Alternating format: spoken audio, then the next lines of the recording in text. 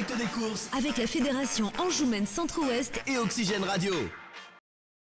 Allez, on se retrouve à l'issue de la 7e course, le prix de la Chartre-sur-le-Loir, prix de la communauté de communes, prix Jacques Lemaire qui a été remporté par le numéro 7, Génialissime, qui était bien engagé au premier échelon et qui s'est envolé avec Esteban de Jésus pour l'entraînement de son papa Alexandre de Jésus. La deuxième place revient au numéro 13, Féline de Lavaux, devant le numéro 10, Filou de l'Aile. Quatrième, le 14, Furbizia d'Hauteville qui devance le numéro 9, Grayson. Sixième, le numéro 3, Flash des Loyaux, et 7e le numéro 16, Flocon d'Igéo. Voilà pour l'arrivée de cette 7e course. Je retrouve 4 nouveaux invités sur le plateau. Certains sont déjà passés me voir tout à l'heure. Michel Dutheil, donc maire de la Chartre-sur-le-Loir, Hervé Roncière, président de la communauté de communes, et puis Michel Jolivet, maire de Neuilly-Pompière, qui vient en tant que voisin, et enfin Marcel Dagorne qui est là qui est président d'honneur de l'Hipporome et qui est présent depuis de nombreuses années maintenant pour œuvrer sur l'Hipporome. 4 ans ici et depuis 2007 à Neuilly-Pompière. Voilà, donc pas mal d'années de bénévolat au service des courses. On va commencer, messieurs, puisque c'était le prix de la communauté de communes. On a parlé un petit peu tout à l'heure justement de l'engagement de la communauté de communes. On le disait, c'est vraiment important pour vous de soutenir la filière hippique. Oui, tout à fait. On atteste par notre présence, par notre soutien à la fois financier et bénévole et moral aussi. On apporte un soutien complet à la filière et aux courses de la Chartre. Et on est très heureux que ce Grand Prix de la Chartre se soit déroulé dans ces conditions, sous un soleil radieux en plus, une météo parfaite. Est-ce que vous pouvez nous présenter cette communauté de communes, le nombre de communes, La communauté de communes actuelle représente 3 anciens cantons du département de la Sarthe, 3 anciennes communautés de communes également, autour de la Chartre-sur-le-Loir, qui est un ancien chef-lieu de canton, également l'ancien canton du Grand Lucé et celui de Château-du-Loir. Donc aujourd'hui, on parle d'une communauté de communes de 24 communes, à peu près 25 000 habitants, autour de 3 anciens territoires qui participent au même bassin de vie. Comment est-ce que ça se passe pour, par exemple, en tant que maire de la Chartre-sur-le-Loir, les relations avec la communauté de communes, comment ça se passe entre vous ? Je ne vais pas vous dire mal puisque le président est à côté de moi. Non, ça se passe bien en fait. Et puis l'intérêt, c'est qu'on se connaît depuis déjà de nombreuses années, bien avant d'être élu. Donc ça facilite d'autant plus la discussion. Et non, on est dans une communauté de communes qui est plutôt calme, tranquille, où tout le monde se connaît et où on se comprend et on s'écoute surtout. Et je crois que c'est important de s'écouter. Est-ce que vous avez des projets pour la filière hippique ? Alors effectivement, on se pose la question de l'avenir de ce site et on en parlait tout à l'heure avec le président. Il y a des projets d'infrastructures qui sont à l'étude et qui sont compatibles et cohérents aussi avec les projets et les engagements à l'échelle des territoires sur les énergies renouvelables. Et on y réfléchit, on fait plus que d'y réfléchir, il y a des dossiers qui sont en cours d'étude. On parle notamment beaucoup de l'eau, d'utilisation de l'eau. Est-ce que c'est un projet également à l'étude ? Alors par rapport au site, on n'a pas de particularité sur ce dossier, mais je sais que sur l'hippodrome de Neuilly-Pompière, il y a un projet qui est lié à l'eau. Ce n'est pas le cas ici, puisque nous sommes sur une situation d'un terrain qui est très proche de la nappe phréatique ici, et donc qui n'a pas tout à fait peut-être les mêmes difficultés, je dirais, en approvisionnement que d'autres. Enfin en tout cas, chaque hippodrome a ses particularités. Je crois que sur le secteur de Neuilly-Pompière, il y a des projets plus avancés par rapport à l'eau. Ah justement, on va y venir avec Michel Jolivet qui est le maire de Neuilly-Pompière. Est-ce que vous pouvez nous parler justement de ces projets, des liens que vous avez avec l'Hipporome ? C'est pareil, l'Hipporome il est vraiment bien ancré au sein de la ville. Oui, tout à fait. Donc d'abord c'est un très vieil hippodrome. Notre société des courses est très ancienne puisqu'elle a été créée au 19e siècle. Donc vous dire que c'est plus qu'une centenaire qui se porte bien au jour d'aujourd'hui. C'est un hippodrome qui n'est pas tout à fait identique à celui de la Chartre-sur-le-Loir puisque nous n'avons pas de piste en RB. C'est de l'amalgame et qui est très fort bien entretenu par tous les bénévoles parce que en fait l'hippodrome ne fonctionnerait pas sans le bénévolat. bien évidemment.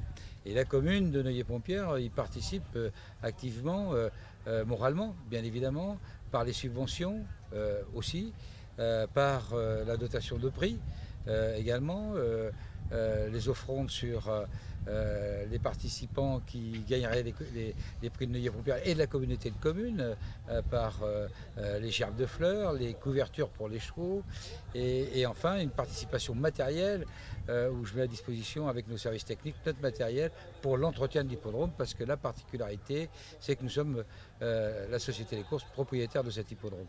Voilà. Alors après, bien sûr, nous avons aussi pour l'avenir des projets puisque va s'ouvrir cette année, bien sûr, la possibilité de créer un plan d'eau au centre de l'hippodrome, ce que nous appelions autrefois le pesage, qui était ouvert au public, qui ne l'est plus maintenant pour des raisons de sécurité, ça se comprend aisément, puisque le milieu de l'hippodrome est rempli de sources naturelles, ce qui fait que c'est l'occasion d'y faire un plan d'eau qui servira d'abord, je dirais, à la sécurité incendie propre à l'hippodrome et aux alentours, mais aussi pour l'arrosage de la piste lors des différentes réunions, puisqu'il y a 3 réunions au moins par an sur l'hippodrome de Poyet à Neuilly-Pompière. Et ça se passe bien d'ailleurs également sur l'hippodrome. Vous avez d'excellents professionnels qui font souvent le déplacement. Jean-Michel Bazir, il aime bien aller gagner ses courses là-bas. On a vu notamment également William Bijon gagner avec un bon 2 ans devant Sébastien Garato. Donc j'imagine que c'est une fierté, vous en tant que maire, de voir les meilleurs professionnels effectuer le déplacement sur votre hippodrome. Alors effectivement, on a beaucoup de professionnels et sur Neuilly-Pompière et sur les alentours de Neuilly-Pompière et ça c'est un plaisir de les rencontrer à chaque fois et surtout de les voir remporter des grands prix par rapport à d'autres écuries qui viennent d'autres départements voire même d'autres régions. Voilà. Et pour revenir justement à l'hippodrome de la Chartre, est-ce que vous avez également des projets? On a parlé sur l'hippodrome de Neuilly-Pompière, là sur la Chartre, est-ce qu'il y a des projets qui se dessinent? Il y a une réflexion qui est en cours sur le photovoltaïque en fait, pour effectivement couvrir par exemple le parking et puis aussi utiliser une partie du terrain parce que en fait le terrain est très grand hein, et il y a toute une partie qui n'est pas utilisée. Donc ça pourrait être aussi une façon de participer justement à ces problèmes d'énergie qu'on peut rencontrer et puis aussi pour la société dans le coup de pouvoir aussi bénéficier de certains avantages qu'ils n'ont pas aujourd'hui. Quand on voit le petit souci qu'ils ont eu hier encore avec le groupe électrogène qui est tombé en panne. Donc au dernier moment, c'est toujours des choses compliquées. Donc voilà, ça c'est une réflexion qui est déjà bien entamée. Alors on travaille vraiment dessus avec sur le propriétaire du terrain et la société de course et la commune.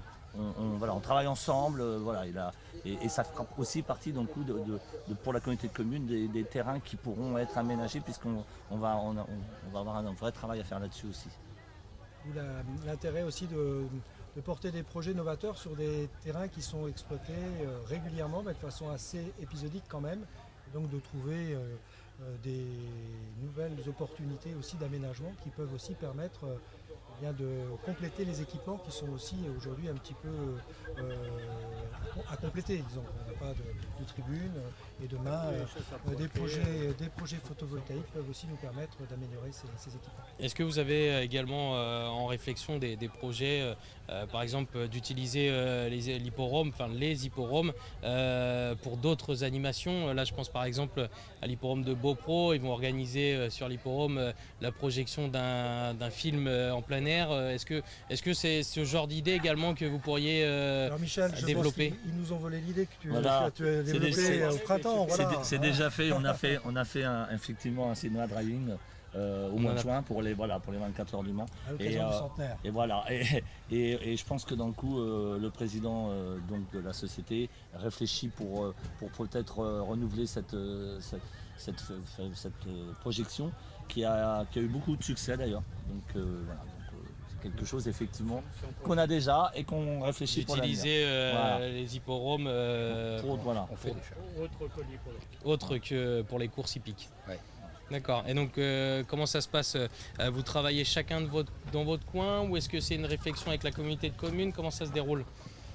Alors, il y a effectivement plusieurs niveaux d'échange. Il y a un premier échange, comme Michel l'évoquait à l'instant, entre le propriétaire, l'association et la mairie, bien évidemment. D'accord. Et puis les aménagements peut-être plus impactants en termes d'urbanisme sont liés aussi peut-être à des évolutions réglementaires sur nos territoires, et là la compétence communautaire intervient également, et de toute façon il y a toujours un aller-retour entre les décisions ou les projets des communes et les orientations de la communauté de communes. C'est le sens du dialogue dont parlait Michel à l'instant. D'accord, c'est un peu pour vous l'avenir des hippodromes comme ça, de développer de nouvelles fonctions entre guillemets? Oui, on entend de toute façon de la part des sociétés et des associations et de l'ensemble des propriétaires et également des équipes bénévoles, que de toute façon les frais et les coûts de maintien en état de ces équipements obligent à réfléchir pour d'autres animations annuelles. Et c'est tout à fait important aussi de voir qu'on a ces espaces à disposition du public, avec des possibilités d'accueil, de stationnement et des infrastructures qu'il faut continuer à rentabiliser aussi. Super, merci messieurs d'être repassés pour certains me voir et passés pour d'autres. Comme ça on a pu découvrir un petit peu l'envers du décor et la gestion des communes, mais également de l'hippodrome. Et vous l'avez compris, pas mal de réflexions en cours pour pourquoi pas instaurer de nouvelles fonctions aux hippodromes à l'avenir. On va enchaîner puisque c'est déjà l'heure de la 8e course, le prix Le Celtic, la Chartre-sur-le-Loir, prix Mathieu Le Balleur, une course au trot monté pour des apprentis la jockey, des 6, 7 et 8 ans qui n'ont pas gagné 107 000 € avec une avance de 25 mètres aux chevaux montée par des personnes qui n'ont pas gagné 5 courses. Dans cette épreuve, on retrouve notamment au deuxième échelon les meilleures chances certainement, avec le numéro 8 Gallagher Win qui a une très belle carte à jouer sur ce qu'il a fait de mieux. Il est capable de faire un numéro. Il faudra se méfier également de grands trios ludois avec William Dersoir Habib pour l'entraînement de Stéphane Bourlier. C'est la grande forme. Et ils ont gagné ensemble, en tout cas le tandem a gagné sur l'hippodrome de Cabourg vendredi. Ils ont gagné hier sur l'hippodrome de Beaupro.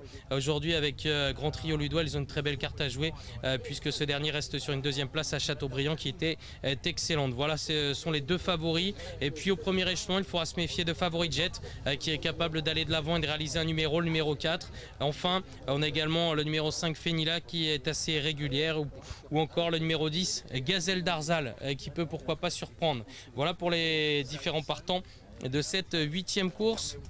Je vous laisse regarder la prochaine.